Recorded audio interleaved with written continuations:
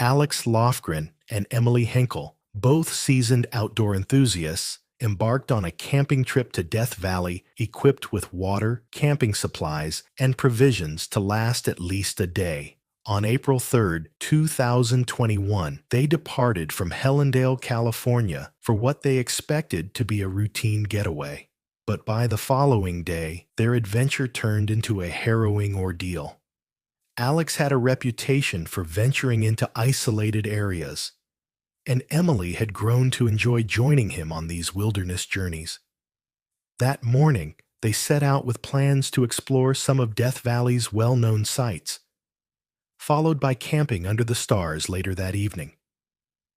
As usual, they didn't have a set campground in mind, just a general area where they hoped to settle in for the night.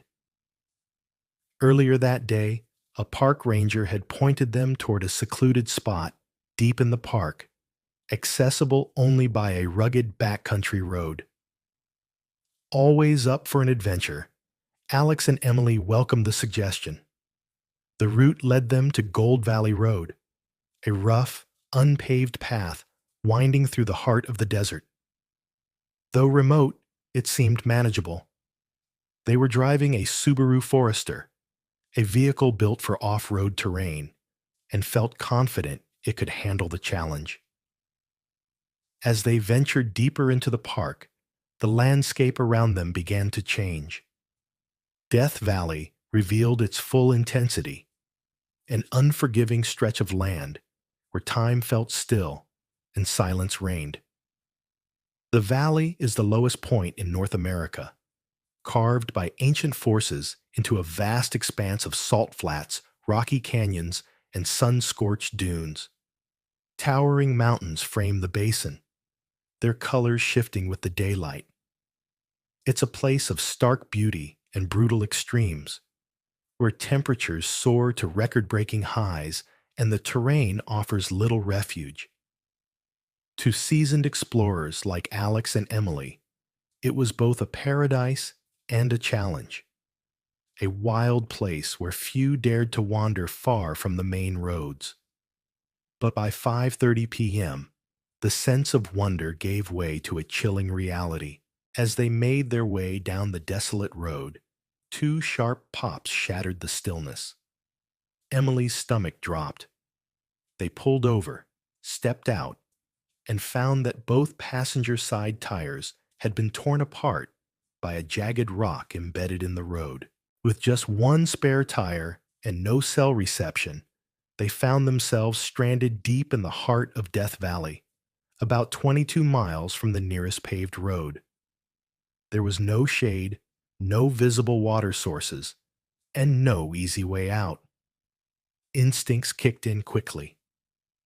The couple, usually well prepared, immediately began thinking through their next move. That evening, they pored over maps and guidebooks to create a plan for the following day. They gathered a day pack, filled it with several liters of water, a few pouches of tuna for each of them, a survival kit, and any other essentials they might need. They spent the night in their vehicle, trying to rest up for the long trek ahead. At 4 a.m. the next morning, they awoke and made a critical decision. Rather than retracing the 22-mile drive they'd taken in, they chose a new route, heading toward Mormon Point through a mountain pass on a recognized trail, hoping to find assistance or reach an area with help nearby. Their chosen path led through a rugged canyon lined with sheer cliffs and dizzying drops. Before setting out, they left a message inside the Subaru. 2 flat tires, headed to Mormon Point, carrying 3 days' supply of water. They made every effort to signal distress, marking the car with visible indicators that they were stranded and arranging rocks on the ground into a large arrow pointing toward the direction of their planned route. Under the cover of early morning darkness, they began their journey. The moon lit the desert with surprising brightness, casting silvery shadows as they moved forward. Though they understood the gravity of their situation, possibly a matter of life or death, they managed to find moments of calm, even appreciating the stark beauty of Death Valley around them. Upon reaching the trail, Alex paused to collect stones and created another directional arrow, just in case someone might pass by and follow their path. Around 8 a.m., a flicker of hope appeared. A geocache hidden along the trail. Inside was a logbook and various trinkets, often left by fellow hikers. Finding it reassured them that others had walked this same trail, and it gave them a boost of optimism. They pressed onward, but the hike soon became more demanding as the trail narrowed into a slot canyon. Towering rock walls loomed over them, and the path turned increasingly treacherous, filled with jagged stones and sharp inclines. Flipping through the geocache logbook, they noticed a note about a 70-foot waterfall nearby.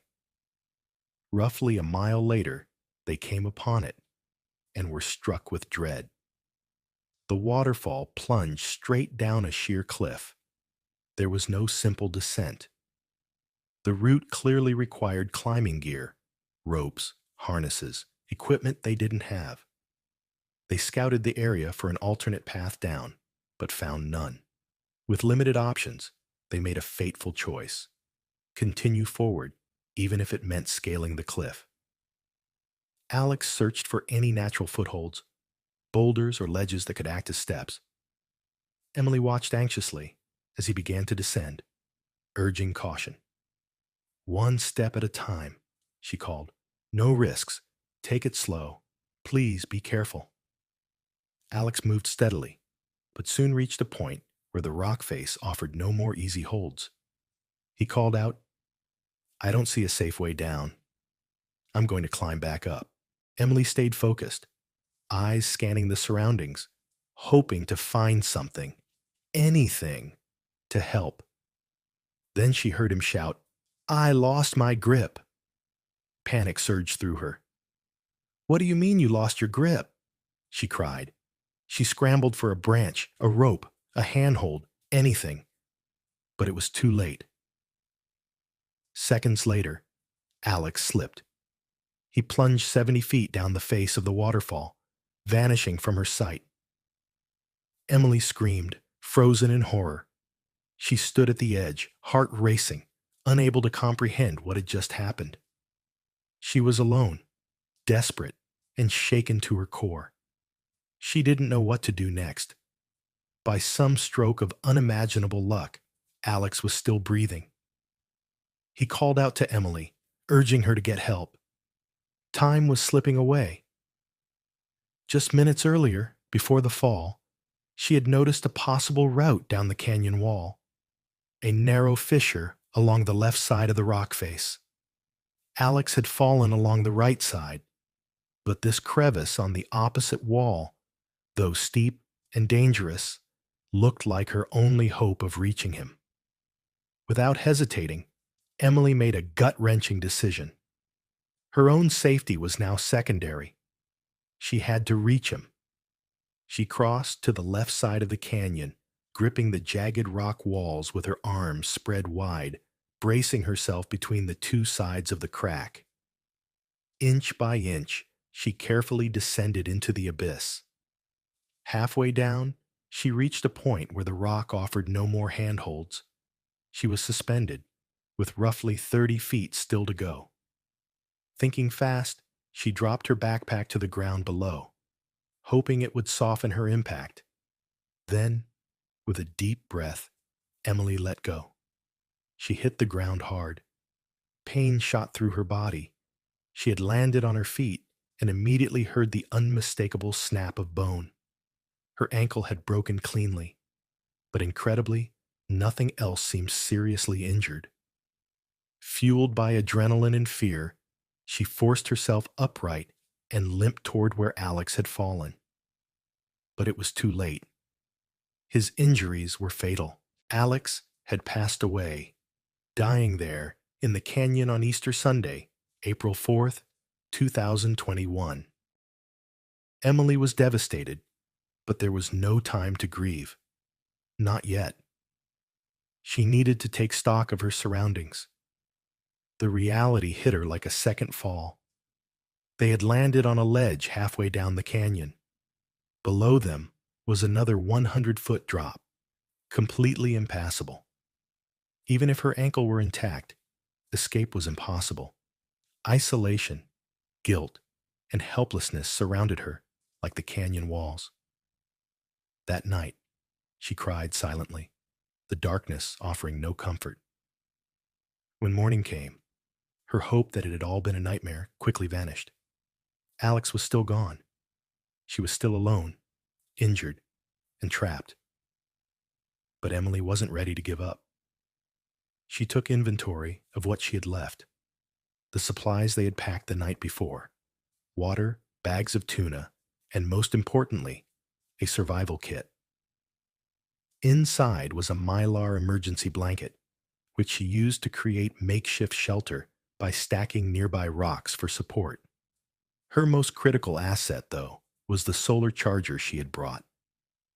It kept her phone alive, not for communication, as there was no signal, but to keep a journal, a way to cling to sanity, a way to document her hope. Every day she wrote, "We will be rescued. We will get out of here." But even as she wrote those words, a part of her knew the odds were against her. This was one of the most isolated corners of Death Valley, remote, silent, and brutally unforgiving. Though the canyon provided shade, it didn't spare her from the intensity of the desert. Each day at 1:30 p.m., the sun peeked through the narrow opening above, casting relentless light and heat onto the ledge. Dehydration and sunburn became her next enemies. Thankfully, she discovered a shallow nook on the ledge, just big enough to shelter in during the hottest hours. For about 4 hours each day, it shielded her from the worst of the sun's fury. She developed a daily ritual, a list of survival tasks she had to complete before the sun reached its cruel zenith. The most important item: endure the afternoon. Make it to evening. Repeat. The waterfall, though far from majestic, trickled down beside her like a lifeline. It wasn't much, more a steady stream than a cascade, but it provided enough water to refill her bottles and keep her alive. Trapped on that ledge with Alex's body just feet away, every hour was a battle against grief, heat, pain, and despair. But somehow, she kept going. Using her limited resources and unshakable will, Emily took control of the one lifeline she had: the small stream trickling down the canyon wall. With grit and creativity, she engineered a tiny dam to pool the water, creating a spot where she could soak her towel and clothes. It was a crucial step to regulate her body temperature in the blistering heat. The Mylar blanket, originally packed to preserve warmth at night, had now become a multi-purpose tool. It doubled as a sunshade, shielding her from the relentless desert rays. But it wasn't built for this kind of abuse. The thin metallic sheet tore easily, wind, rock edges, and time constantly wearing it down. Every day, she spent nearly an hour patching up the fragile blanket, using Band-Aids from the survival kit to keep it stitched together. Aside from food and water, it became her most cherished item, and with each passing day, its importance only grew. Meanwhile, far from the isolated canyon where Emily clung to survival, the world had begun to notice their absence. News of the missing couple spread across the country. Search and rescue teams swept through Death Valley, combing through every trail, attraction, and backcountry road. By Wednesday, April 7th, 2021, 4 days had passed since Alex and Emily had vanished. That day, crews thoroughly checked the Death Valley Highway and nearby landmarks. Then came a key discovery. Alex had signed into a backcountry log before their departure, listing the area they intended to explore. That breadcrumb led searchers to Gold Valley Road, where they eventually located the white Subaru, abandoned and covered in desert dust.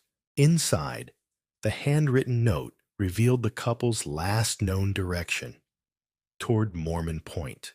It was the breakthrough everyone had been hoping for. On the morning of April 8th, Emily heard something that didn't belong in the canyon, the distant hum of helicopter blades slicing through the air. Her heart pounded. This is it, she thought. She grabbed the mylar blanket and waved it with everything she had. The helicopter flew overhead, but didn't see her. Then the sound returned, louder this time, echoing off the canyon walls. She waved the blanket again, desperately. Please see me. This time, the helicopter slowed. It spotted the glint of the reflective mylar flashing below. They had found her. Alex and Emily had finally been located. But then, to her disbelief, the helicopter pulled away. Emily watched it vanish beyond the cliffs, stunned. But she knew. They saw me. Rescue was in motion. An hour passed, then another, and then another. The day crept forward. The sun began to rise over the canyon rim, her old tormentor returning once again. With no choice, she went back to her now routine ritual. Soak the towel, wet the clothes, crawl into the shaded nook, and wait. Then, just as the last light began to fade around 7:30 p.m., a new sound buzzed through the canyon, higher pitched and closer than before. A drone hovered above, beaming a spotlight onto her. It had been sent to confirm her condition, to establish contact. Emily felt a swell of frustration rise within her. She'd been found, yes, but she wasn't rescued yet. Another night, another test of endurance. Still, she wasn't alone anymore. Help was finally within reach. As dawn broke the following day, Emily clung to a fragile hope. She listened closely, and then it came.